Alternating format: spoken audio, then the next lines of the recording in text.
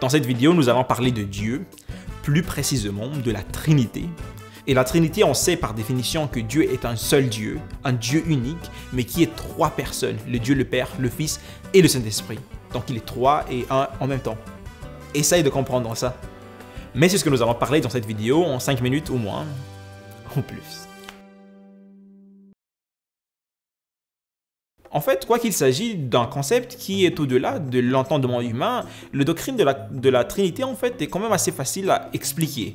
En fait, c'est très simple. Dieu est trois personnes, mais un en nature ou en être.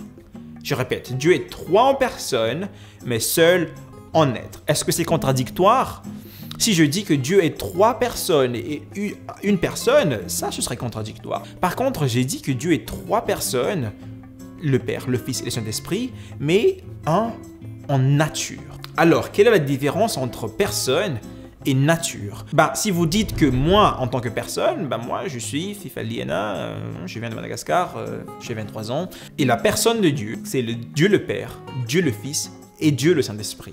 Et on dit que Dieu est un seul être. Et par exemple, si on prend l'exemple comme au début, moi, alors mon être, moi, je suis un homme, super gentil, super sympa, pas trop. Mais Dieu, sa nature est unique. Il est Dieu. J'espère que vous avez compris un petit peu l'idée de la Trinité. Nous allons revenir sur ça après. Mais les définitions et l'explication, c'est bien beau tout ça. Mais est-ce que la Bible supporte cette doctrine? La plupart des gens qui ne croient pas à la Trinité, en fait, ils disent que le mot, il n'est même pas dans la Bible. Mais vous savez, quel autre mot n'est pas dans la Bible non plus? Incarnation, omniscient, omnipotent, omniprésent. Ces mots ne sont pas dans la Bible non plus. Ce n'est pas parce que le mot Trinité n'est pas dans la Bible que le concept n'est pas forcément biblique. Ok? Mais voyons ce que la Bible en dit. On va commencer par du début. Genèse chapitre 1er, le verset 1er, ça dit « Au commencement, Dieu créa les cieux et la terre ». Ce qui est intéressant avec ce verset, en fait, on parle de Dieu ici. Mais à l'original, le Dieu Elohim, dont on parle ici, c'est la pluralité de Eloah. En fait, il y a des gens qui disent que cette pluralité, c'est une pluralité de forme, de respect, mais c'est pas vrai parce que lorsqu'on regarde le contexte, les rois de Juda, les rois d'Israël, Dieu dans d'autres endroits, on ne parle pas de la pluralité de respect ici. Et ce qui est intéressant, c'est que quand on descend un petit peu plus bas dans le verset 26 de Genèse chapitre 1er, ça va dire « Faisons l'homme à notre image. Faisons l'homme à notre image. » Faisons, on voit la pluralité ici. Mais est-ce qu'il parle à qui? Aux anges? Non, pas aux anges, parce qu'on sait que les anges n'ont pas participé à la création. Et puis, un de mes versets préférés, quand on parle de la doctrine de la Trinité, en fait, se trouve dans Deutéronome, chapitre 6, le verset 4, qui dit « Écoute, ô Israël, Dieu est seul, éternel. » Ou « Dieu est un » dans la plupart des versions. Et ce qui est intéressant, c'est que c'est le verset qui est utilisé par la plupart des gens qui ne croient pas à la Trinité. Par contre, lorsqu'on voit bien ce verset, quand le texte dit Dieu est un, le texte utilise le mot Ahad. Et en fait, Ahad, est le même mot qui est utilisé dans Genèse chapitre 2, le verset 26, lorsqu'il est dit que l'homme et la femme vont se marier, ils vont être un. On sait très bien qu'ils ne vont pas être un, l'homme et la femme, mais le fait qu'ils sont ensemble, unifiés, fait qu'ils sont un seul. Et c'est le même mot qui est dit lorsque le texte dit « Écoute, ô Israël, Dieu est seul ». Est-ce que le texte aurait pu utiliser d'autres mots? Bien sûr, il y a le mot « Yahid » que les Hébreux utilisent pour préciser quelque chose qui est au nombre de 1, mais qui ne donne pas l'idée d'unité. Mais lorsque le texte parle de « Ahad », on parle d'une idée d'unité. Et ça, c'est vraiment super. Nous n'allons pas nous attarder sur tous les versets parce que je vais faire une autre vidéo qui parle de la Trinité uniquement dans l'Ancien Testament et la Trinité uniquement dans le Nouveau Testament. Vous pouvez voir sur les cartes en haut. Mais par contre, on peut citer d'autres versets comme Ésaïe chapitre 6, le verset 8, qui dit « Qui enverrai-je? Qui marchera pour nous ?» Ici, on voit que Dieu, il parle au singulier, au pluriel en même temps. Et puis, on voit aussi dans Actes chapitre 5, le verset 3, il y a Pierre qui parle du Saint-Esprit en étant Dieu.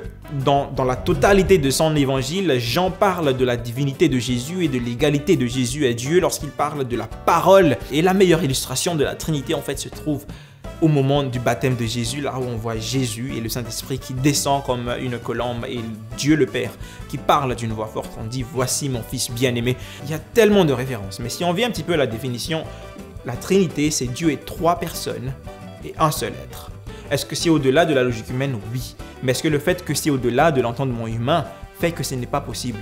Non.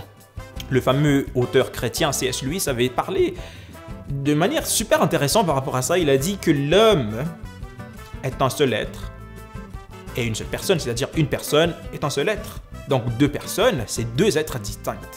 Mais dans la nature de Dieu, dans le niveau de Dieu, un seul être peut être plusieurs personnes. En tant qu'humains, nous avons des limites à ce que nous pouvons voir et comprendre.